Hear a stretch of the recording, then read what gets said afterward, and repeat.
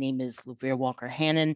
I'm a member of the Wiz Workshop team, and I am also going to be the MC for the next few workshops.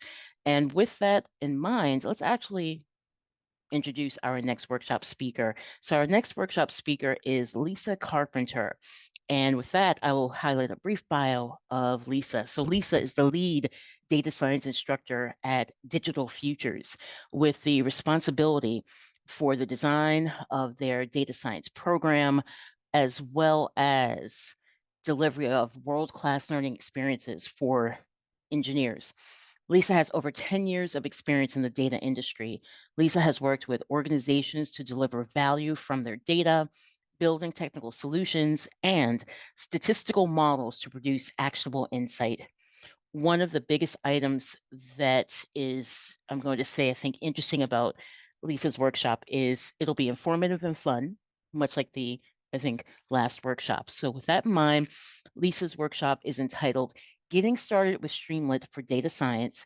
As a part of this workshop, you will get some experience with how to get started with Streamlit to help create your own interactive apps, learn how to use native Python to create very interesting interactive front ends for your data science projects, and also be introduced to a few other tools. The key takeaway is the knowledge of how to continue learning Streamlit and creating these beautiful front ends for data science projects. Lisa will take questions throughout the presentation and also possibly interact with the audience too. She'll also take questions at the end of the presentation as well.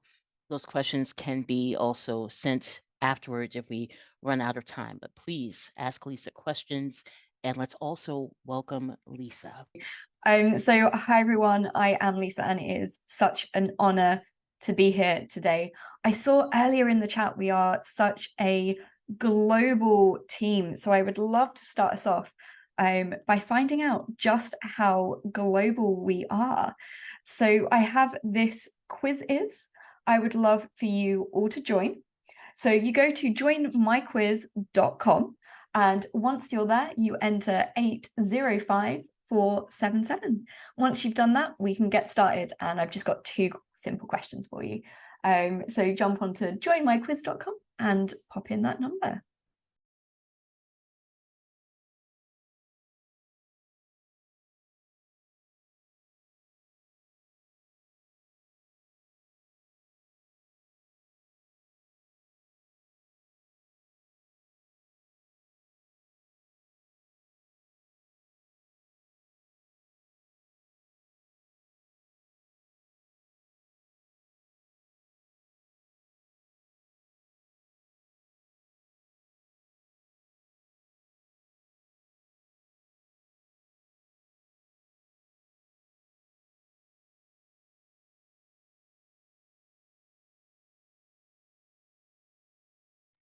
Fantastic. I'll just give it another couple of moments to let the rest of you join, and then we shall begin.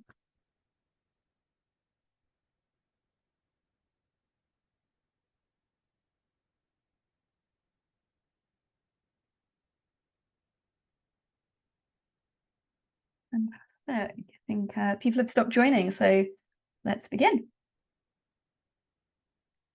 So the first question for you is, where are you joining us from? So pop the answer in on your device and it should pop up on the screen.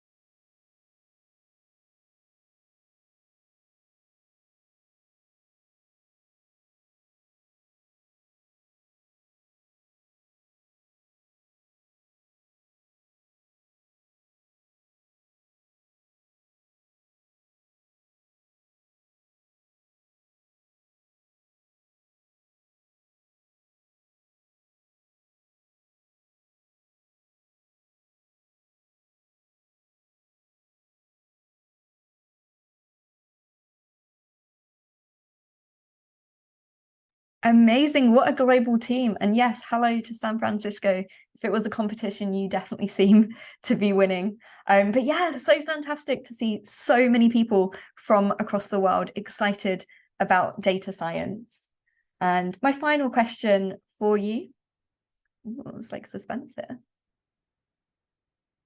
What are you hoping to learn today? What key takeaway would you like from today's sessions?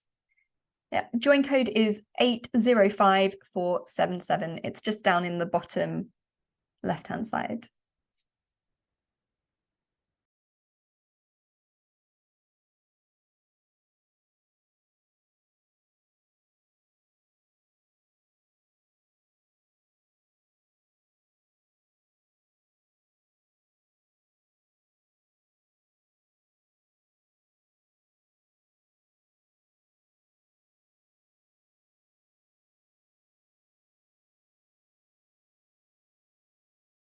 Some really great answers here. I'm loving no expectations. Go through life with no expectations and you'll always be pleased. Fantastic.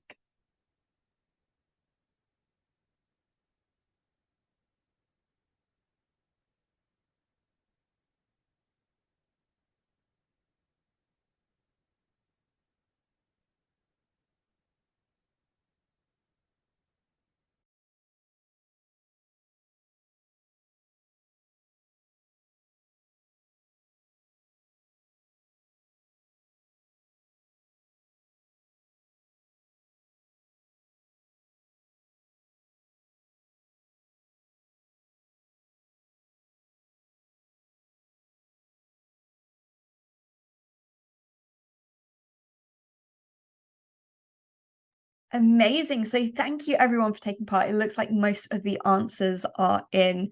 How fantastic, what amazing things that you have shared. Hopefully we'll live up to those expectations. So let's get started. So I'm going to be talking about the technology called Streamlit.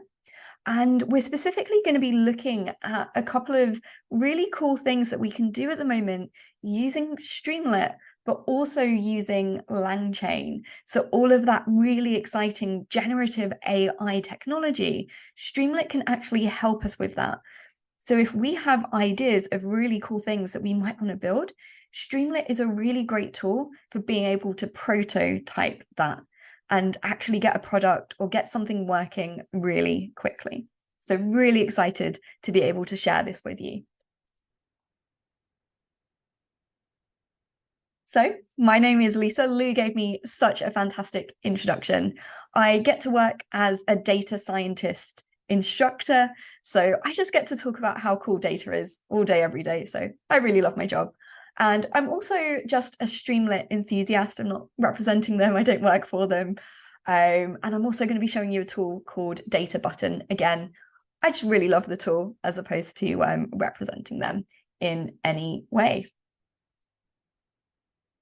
So we're going to go through a couple of definitions just so we're really happy with what Streamlit is. Then we're going to have a live demonstration. I'm going to show you some of those amazing things that Streamlit can do. Then we'll wrap up, answer some questions, and then I'll have some next steps for you. Hopefully you leave feeling a little bit inspired about what you can build and you're excited to get started. So let's define some things. The first thing to define is Streamlit itself. So it's an open source Python app framework. And when you run it locally on your PC, it's going to fire up a service. And then using .py files, you can create some beautiful interfaces. So this is going to let us make interfaces with Python code. We won't need to use HTML, CSS, or any other languages. This is going to be pure Python. It does mean for us data scientists, we can't use Python interactive notebooks. We do need to use just .py files. So why would we learn Streamlit? The first thing is that we can easily create web apps. So as I said, we won't need to learn HTML or CSS. And there are a few frameworks in Python that let us do things like this. So Django and Flask are the main two, but they have quite a steep learning curve, and it's quite intensive to get them going. You'll see that Streamlit looks beautiful straight out of the box, and it's just pure Python with nothing else to learn. As I've said quite a few times now, no front-end experience is needed. We don't need to learn any other languages. And if you're like me and not so great at designing things to look good, then Streamlit is great because all of the native parts of Streamlit just look beautiful as they are. So you can create really nice looking things without needing to be a designer. It's also built with data and data science in mind. That means all of your favorite libraries for visualization, things like Seaborn, Matplotlib, they are natively supported. Pandas is heavily supported. So if you're a Pandas fan, you can really easily get started with Streamlit. It works so beautifully with so many of the native Pandas features. Amazing. Another tool I'm going to be showing you today is called DataButton. So this is a web-hosted environment for Streamlit. So rather than installing Streamlit on my local PC, I'm going to be doing the development on the web. And this means I can really easily share what I have created. I can deploy that app and you could all go ahead and access it if you wanted to. And it's also got some few other kind of really cool built-in features I'm really excited to share with you. We're then going to briefly talk about something called LangChain. So this is a framework that has been created for us to work with the different APIs for different large language models. So people like OpenAI, Google, they have created APIs that let us work with the large language models for generative AI. It's actually quite tricky to work with those if you're just directly talking to the API. So LangChain is what we call a wrapper. They've worked out those most common things that people need to do, and they've essentially written the code for us. So we can just call their methods in a much simpler way, so we're not reinventing the wheel when we want to work with those APIs. So LangChain is available in Python or JavaScript. Streamlit is a Python tool, so we'll be focused on the Python version today. So these three things together, LangChain, DataButton, and Streamlit, give us a really, really powerful engine for just being able to take our generative AI ideas and turn them into a product quite simply. So we're going to move over to the live demo.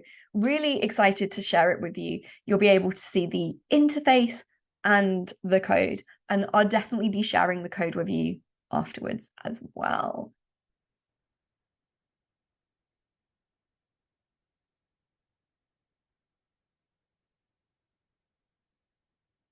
So here we have DataButton. So it's quite a simple interface, which is one of the reasons I love it. Over here on the left-hand side, we have our Python code. And then over here on the right-hand side, we have the output. And as you can see, I've already populated it with a title. So st.title, hello WIDS workshop participants. And then you can see it is previewing over on the right-hand side. If I go ahead and add some new code, let's say st.write, I'm just going to be uncreative and write hello. I can just hit the play button and it's going to go ahead and write that to the screen for me. You can see that we do import Streamlit as st.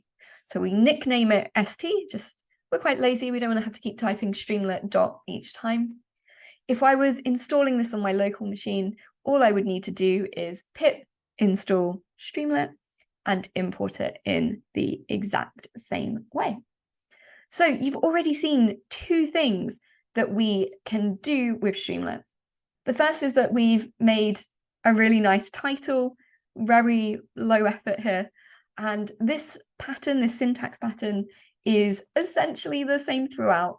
We do st to access Streamlit, and then we have all of the different components, and we can just do dot the component we want, and then the arguments like so. So one of the most fun things is that we can get a little bit interactive.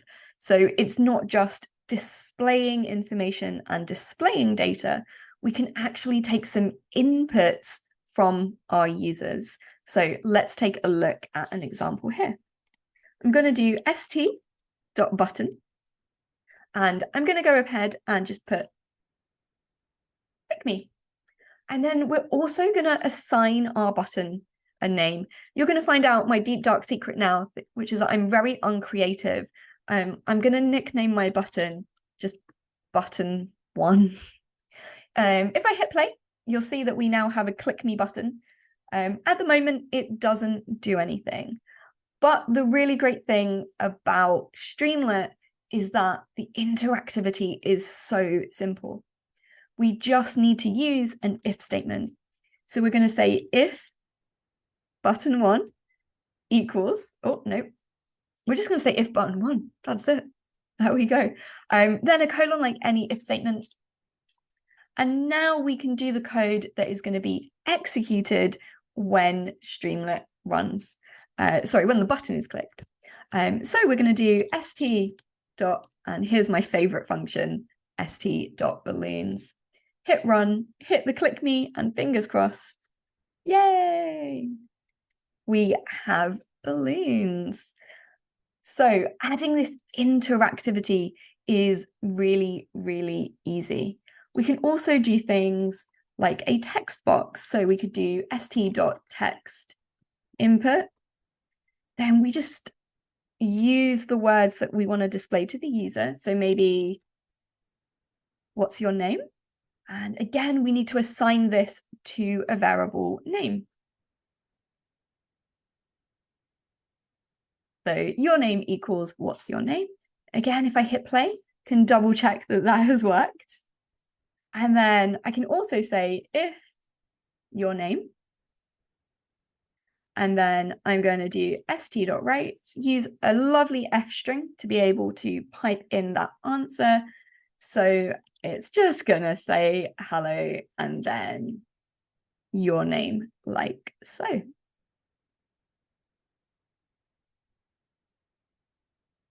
There we go.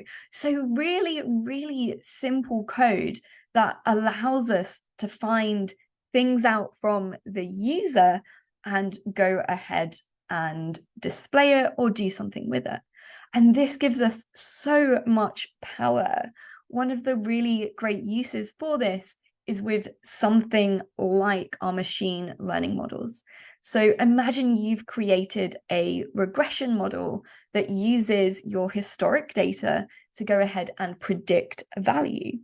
You might want your end users to be able to predict for new values. So to do that, you would need to take their user inputs for each of the features, then give that to the model for a dot predict, and then return that prediction. And this is one of the great uses for Streamlit. You can make a front-end interface where your user can go ahead, put in each of their features to tell whatever bit of data or detail it is that your regression model needs. Then you can do your dot predict and serve them back the answer.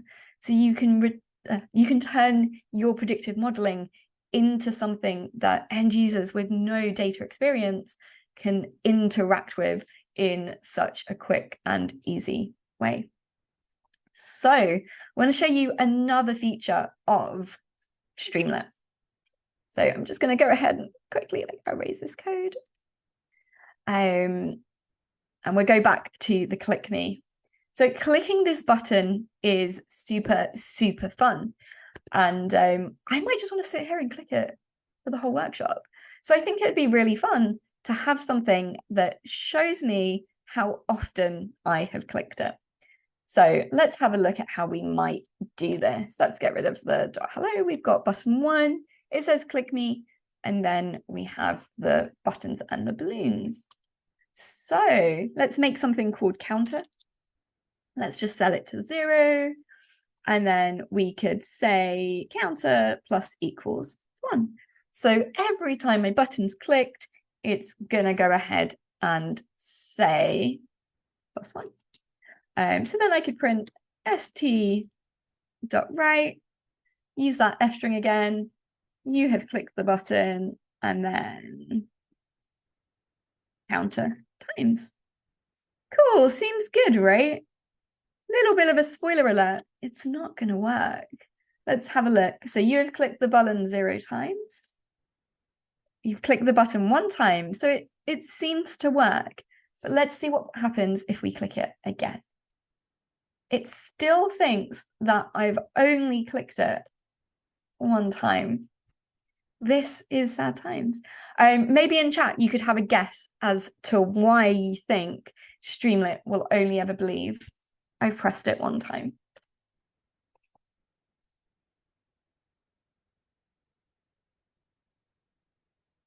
Using a while loop. Okay, that is interesting. And using a while loop might actually work.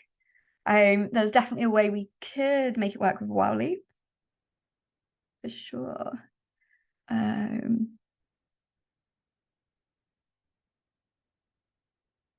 Okay. Some good guesses here, and definitely some things that would kind of work, but we have an easier workaround. So the reason it's doing this is that Streamlit reruns from the top every single time we run it and every single time we interact with it. So every time I'm clicking my button, it reruns from the top. And we call this the session. So it's kind of going back on the session every single time we run it. Thankfully, we don't quite need to use an if else or any of the other amazing things that you have suggested. We can use something called the session state. So this is a dictionary that sits underneath. Sorry, I'm just enjoying some of your comments coming through there. Session state is a dictionary that sits under the Streamlit session and persists from run to run. So every time I click the button, it's rerunning. But session state does not get reset. So all I can do, or what I should do, is say if, and then we're going to call it counter again. We're going to say not in st.session state, then st.session state counter equals 0. So this really is just a dictionary. It's a Python dictionary that works in the exact same way. It seems like a few of us in chat had never encountered the plus equals before. So this is actually valid Python syntax. It is the same as doing counter equals counter +1. It's just a nice little shortcut when you want to keep the same original value, but just add something. So it would look like that. Okie dokie. So now we're setting it to 0 up here, which is really great. And we just need to do our plus equal down here as well. So plus equals 1.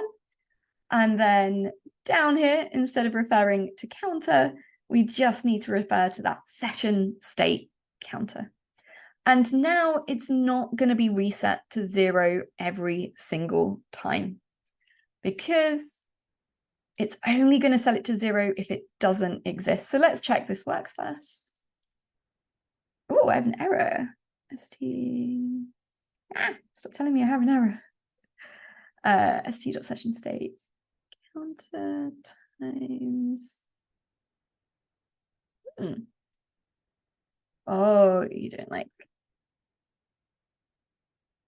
There we go. We just had a clash of our things.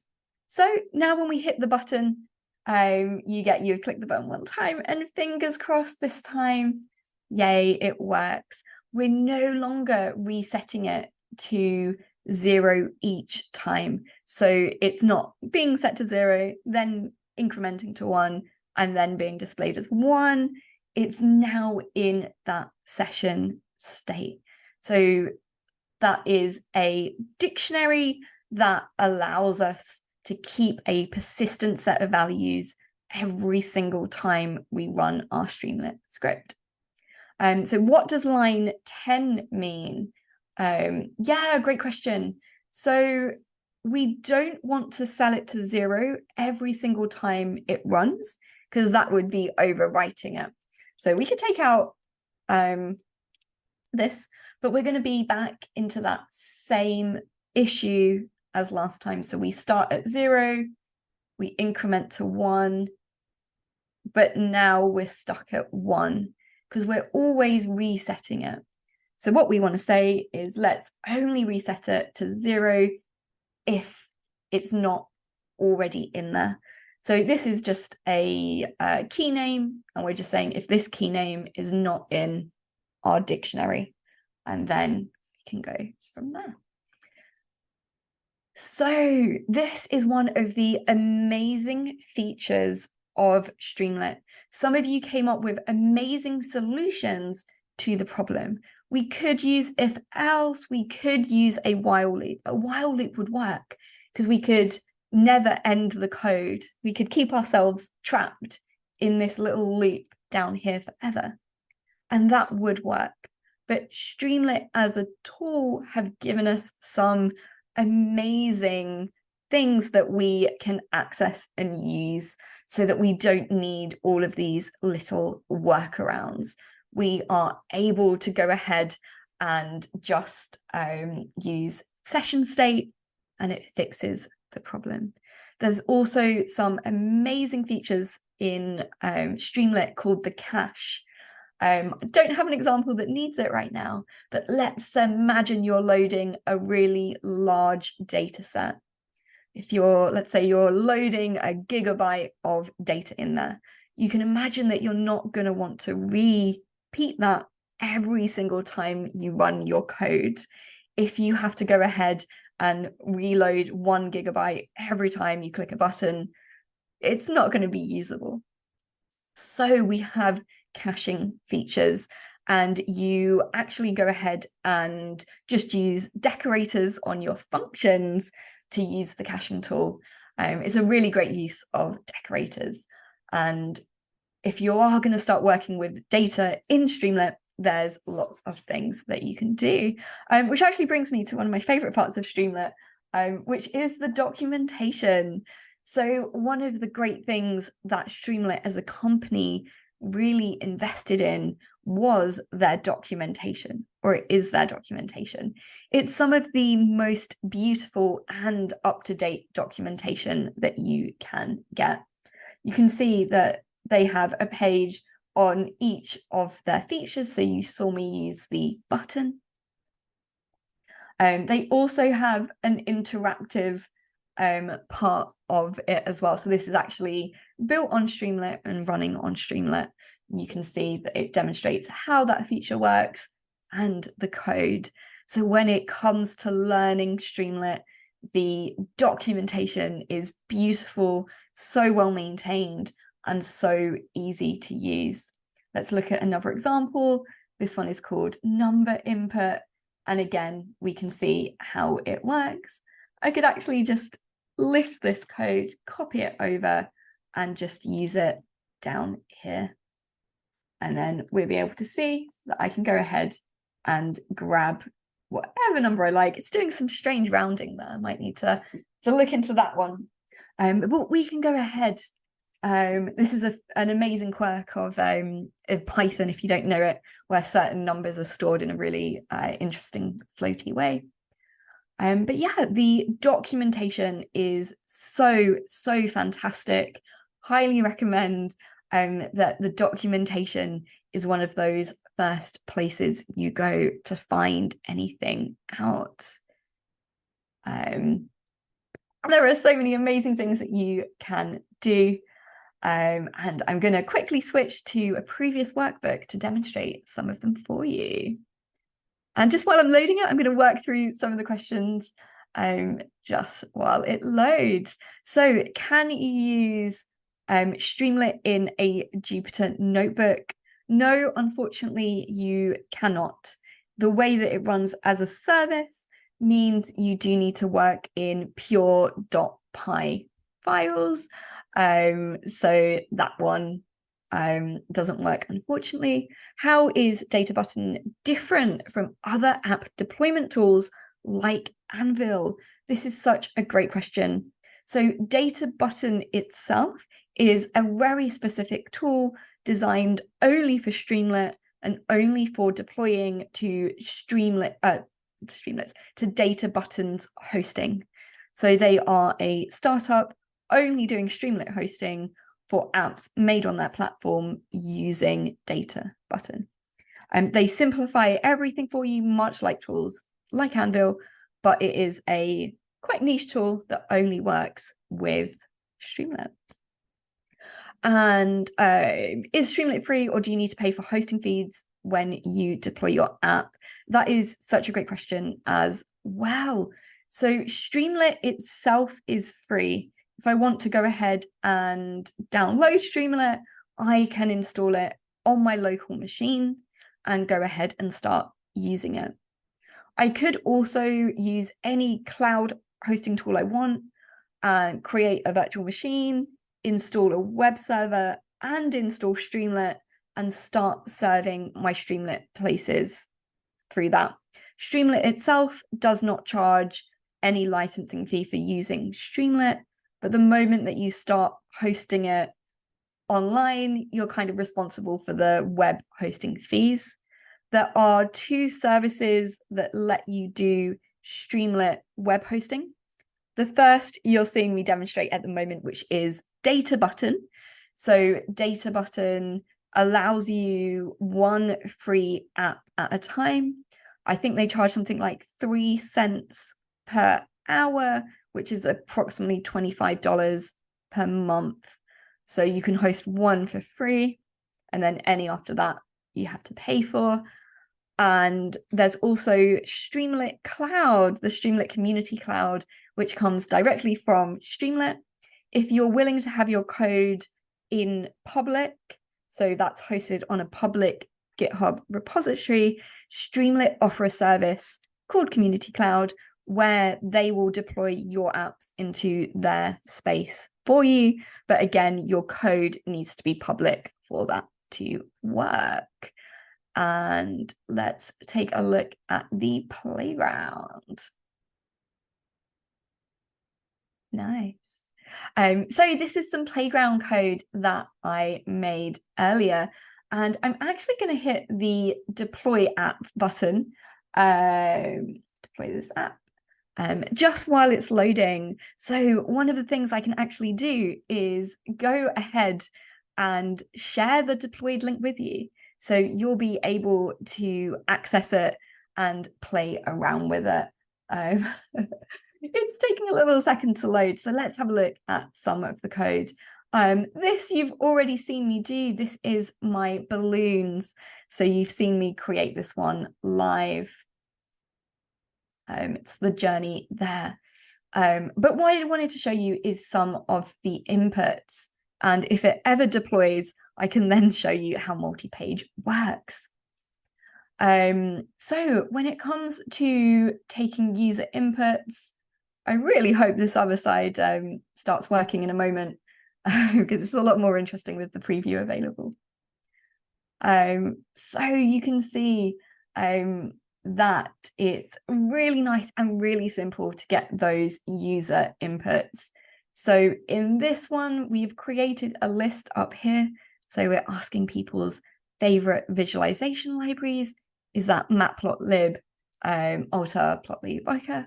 And then we find out through various different methods. So we've got radio buttons, and that's just st.radio.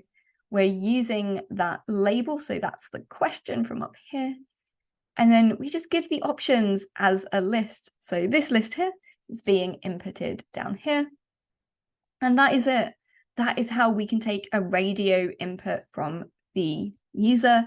We can do the same with a drop-down box. It's literally st.select box. That will allow us to pick up the select box there, so the drop-down box. We can have a multi-select. So this is where they can pick multiple, and it just gets returned as a list or an array that we can work with. We've got all of our different sliders and things like that. I'm just going to quickly try restarting the app, just because it's not normally having this many problems in terms of loading. So if you have any more questions at the moment, it's the perfect time. So yeah, here's a great question, which is, how do you connect Streamlit with data like sensors or other APIs? So yeah, love this question. Because we're just working with native Python, we can connect with any data source exactly how we normally would. So depending on how that data comes from the API, if there's a library, we can import the library as we normally would. If we bring it through into something like a CSV, or we parse it first and then maybe turn it into the JSON, or maybe it's already JSON, we can just work with it as we normally would.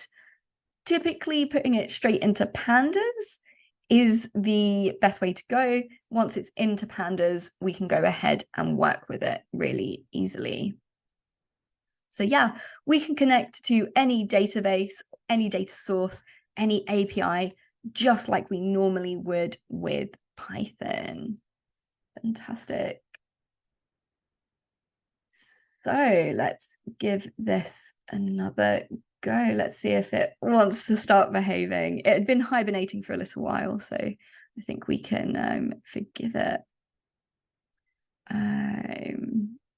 Yeah, Ren has an amazing question just while I'm still waiting for it to go ahead and load. So if you're working locally in VS Code, can you preview it like we do in Data Button? The answer is yes. So when you run Streamlit in a local environment, you actually kind of spin up a mini service that you can access in your web browser using the IP address that it gives you. So it's a local IP address that you can access in your web browser.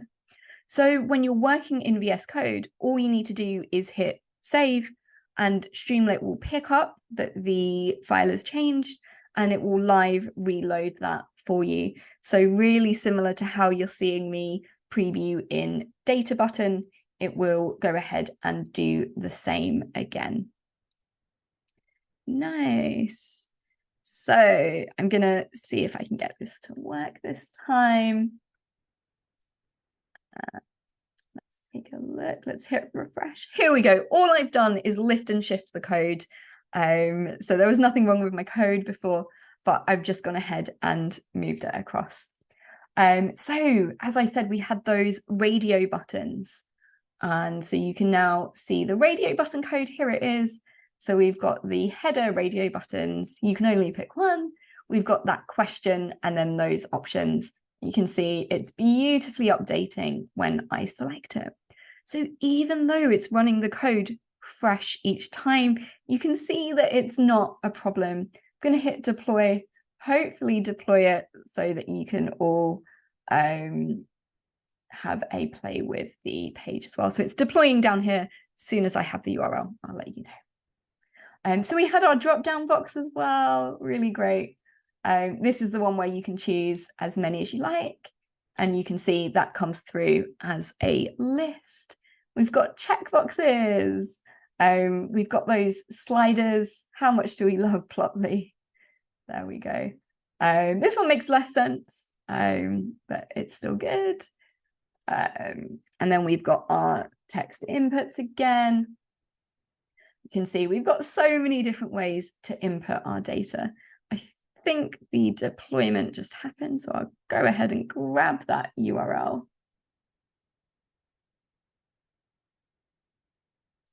Hopefully it's set to public. I've popped it into chat for you. So if you do want to take a look, you can go ahead and do so. So one of my favorite things about Data Button and Streamlit is that you can have multi-page apps really, really easily. So let me go ahead and demonstrate this. All I'm doing is creating a second page. So I've got my first page, got my second page. If I visit that deployed version, you can see it deployed live, and I've only just added this, so I do need to quickly add something to it and redeploy. Let's go ahead and do this. Nice. So I'm going to hit deploy app and just refresh that deployment. So that should just take a second. I'm so impatient when it's deploying. I want it done instantly. So what I've done here is just add a separate page called Viz Examples. And just while it's deploying, I'll show you some of those. So this is what a data frame looks like if you use st.write. st.write, so st.write data frame here. This is almost like the Swiss Army knife for Streamlit. You can use st.write for everything and anything. You can kind of put any object in there and Streamlit will go ahead and spit out the thing for you. So we're randomly generating a data frame and then just writing it. And then underneath it, we do it again, but this time we use st.dataframe. And it just looks a little bit nicer and a little bit more fun. Here it is as a table as well. This is my favorite one. This is actually an editable data frame, which is really fun because your user can kind of interact with the data frame. You can actually see what the user kind of wants to put in. Every time it's running, the random parts up here is refreshing. So we're getting constantly randomly generated data. Ooh, it's no longer experimental, so it's letting me know that I need to take out the experimental word. Super fun. There we go. I think our deployment happened, so let's take a look. Yeah, so this is an example of a multi-page app. So just by adding an extra .py file, you can go ahead and have a multi-page app. So multiple .py files, and you're then going to have a really nice little sidebar, which you can close or reopen. And then each page you add just becomes a nice little extra page in your sidebar, like so. So hopefully you can, oh, I have an error. I'll fix that later. Hopefully you can see that it's really easy to get started. Got another kind of quick page I can add as well. Let's have a look.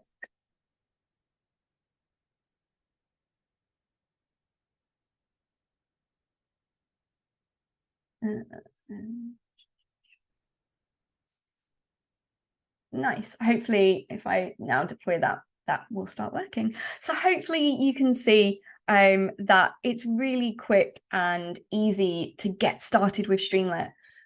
All of these user inputs, all of this stuff is really, really quick and easy. So simple to start creating them. The final thing I quickly want to show you is actually more of a feature of Data Button. And it's that they have some incredible templates available. So we spoke about LangChain really briefly, and I said it's something you'll really want to know about. So I'm actually going to pick on the one that is using Embed Chain. So Embed Chain is a library built on top of LangChain. So this is the quick AI demo for you. So this is actually a template that you can get started with immediately for working with AI chatbots. So this is actually an embeddings model. It allows you to provide a URL and then start asking questions about the data that URL has. Again, it's taking a second to run. It doesn't normally do this. It's normally very responsive. But you can see it's providing the code you need to get started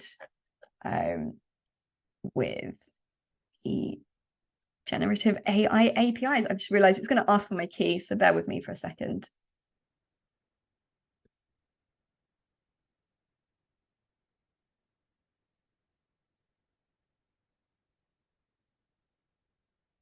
There we go.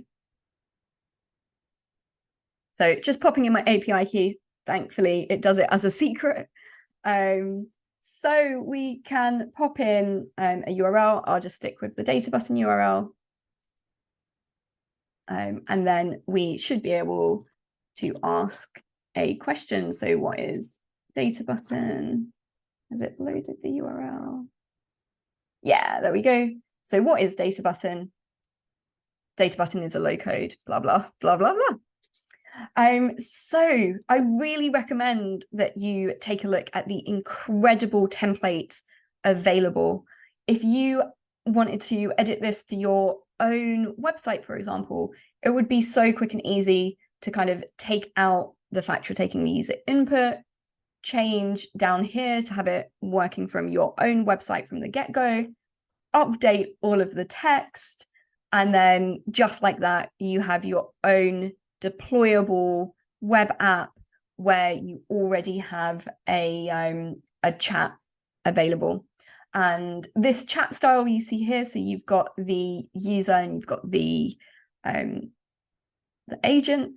It's really, really easy to make these. You just use that session state that we spoke about earlier, and it's this ST chat message, and it actually picks up the role from that. So you've either got the nice little user or you've got the agent as well. And then it's going to go ahead and just print those out for you.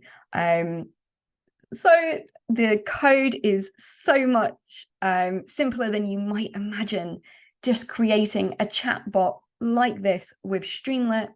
Because it's got this st.chat message, you really just populate the dictionary explaining who has said it and what the message is, and it will go ahead and generate this output. So it is so quick and easy to start building your own chatbots and your own things. So that ends our live demo, and I'm just going to quickly finish up. So next steps. One of the most fantastic things about Streamlit is the community. There is a thriving Discord community for Streamlit. There's some amazing community cloud tools. Data Button also has a Discord community. There is so much out there. There's so many tutorials and so much support. So do join in with all of those. It's such a great way to develop in this space. I really recommend just practicing and creating. As you can see, it's so much fun and so simple to get started with creating things. So just have an idea and make it. Learn in public. This means if you do decide to learn, maybe create a tutorial, maybe just share what you've learned with others. Sometimes people who have just learned something are some of the best teachers because they know what problems they had. They know where those pitfalls were. So once you've just learned, it's a great time to share and teach. And yeah, there'll be some follow-up resources. I'll share the link for Data Button and things like that. So do take a look at those, and hopefully that will help you on your Streamlit journey. And yeah, if you have any questions, I would absolutely love to take them. And just finally, if you want to connect, you can add me on LinkedIn or follow me on X. I will definitely follow you back. But yeah, thank you all so much. Over for questions. And I wanted to say thank you so much, Lisa, for the excellent workshop and for all the resources that you pointed us to. I know I've learned some new information related to Streamlit itself, as well as Data Button. So with that in mind, I still see we have a few questions in the Q&A panel. So if you'd like, we can go through those and then continue from there. So here's the first question I see. So the person says, "Hi, Lisa. I love your slides. What tool did you use to create them? This is such a kind question, and thank you so much for that. Do you know what? It's just PowerPoint. Here's PowerPoint. I think what you're probably referring to is the morph animation. So this lets you kind of have an object on one slide, have an object on the next slide, and then it kind of morphs between them as long as they have the same name. This was a template though. I can't take any credit. Some wonderful designers made this. So I don't know, just use the morph tool and maybe this template. Okay, so hopefully that helps out with answering. The person did ask the question anonymously, so hopefully that information helped if you did ask that question. And here's the next question. So person says, very interesting, thank you. Please, is Streamlit free or do you need to pay for hosting fees when you deploy your app? Yeah, so it's such a great question. Streamlit itself is free, but we do need to pay for deployment depending on who we choose to deploy it through. So you can deploy through your favorite cloud provider, but there would be the associated fees through that. Okay, thank you for that answer. And then we have this next question. So the next question, it's a little bit longer. And actually, there's another question after this, but let's get to this one. So if I make a predictive model and I want to be able to use the user input to run the model, for example, for a fake news detection, would Streamlit allow the model to be rerun? Let's see, looks like it was changed every time a user goes in and inputs new data. Is there any limitation on computing power? Amazing questions. So the only limitation on computing power is your computer or the computer on which it's running. So would it allow the model to rerun every time? If Yes. you wrote the code top to bottom with your model training in the middle, predicting, and then outputting, yes. Streamlit is literally just going to do exactly what you say. That's a bad idea, though. We don't want our training of the model to rerun every single time. So what we would do is separate out those two bits of code, because once we're pulling it into production in Streamlit, we don't actually want to be training it again. We've already done the training. We want to train once, one final time when we're happy with the model. And then we probably want to pickle it so that it's in a nice little format, just ready to do dot predict or whatever library you're using. So you would essentially save the state of your final deployed model. Pickling is the most common way to do that. So a pickle, if you've never heard of it, is a saved state. So imagine you've created any object in Python. Rather than recreating it, you can save it as a pickle. And it's named after like pickling of, actual cucumbers into pickle juice and pickling. So yeah, you can pickle your model so it's ready to dot predict from later on. So yeah, Streamlit would run everything top to bottom if we let it. So we create our code in a way that it is nice and efficient and not going to be rerunning everything every time. And one point to just amplify what Lisa said, one of the biggest items is typically for most data science workflows, you would train that model, so many times that you need to, but after the model is trained, that's what you would typically use in production.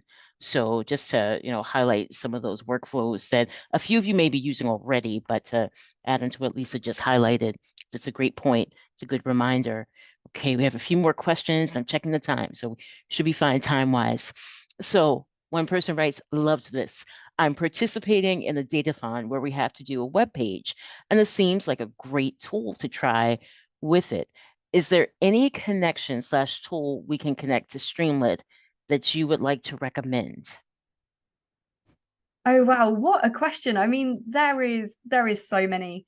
So Streamlit is now owned by Snowflake. So some of the incredible Snowflake warehousing that you can do, that's now all just internet connected and so beautiful. But oh gosh, there's so many things you can do, just almost anything. I always love a little bit of web scraping or connecting to a favorite API, bringing that data in and visualizing it. almost anything really that you can connect to in Python, you can work with in Streamlit. Okay, and that is great and extremely helpful. And then on a related note, looks like our last question. So would it be possible to recommend a web host for Streamlit that is cost effective to showcase our project portfolio? Yeah, so databutton.com, it is completely free for one app. So if you only have one app, and that app can have as many pages as you want. So looking at that multi-page deployment I did, each of those little pages could be one of your projects. And then it would be completely free, which I think is a great cost-effective way. Community Cloud, Streamlit Community Cloud as well. Especially with a project portfolio, you're probably fine with your code being public. So the Streamlit Community Cloud is a fantastic option as well. But also love that you have a project portfolio and that the previous person is going to datathons. Like, yes, that's so good.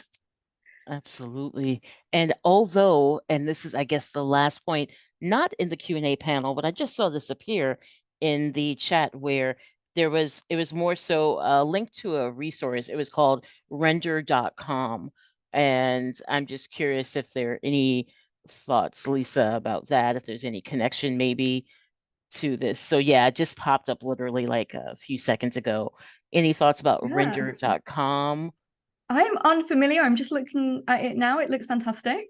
Yes. It looks more web server based things. I'm not sure if Streamlit can run on it, but if it can, fantastic. It looks like a really great site. And thank you so much for sharing it. Yeah, it's once again, I think this is great because one of the biggest themes that I took away from your presentation, Lisa, is, we can learn together as a community and we should share resources. And that's what it seems like a lot of people are interested in or are currently doing. So this is great. And with that in mind, I want to say once again, thank you so much to Lisa for sharing your expertise with all of us and pointing us to a variety of tools that we can explore using for a variety of data science projects because I have some ideas on my own. I'm sure a lot of the attendees do too. And with that in mind, thank you once again, Lisa. Audience members, I hope you also thank Lisa as well. And please connect with Lisa. She gave you a variety of ways to connect with her. Thank you so much for your time, Lisa. Thank you for your expertise.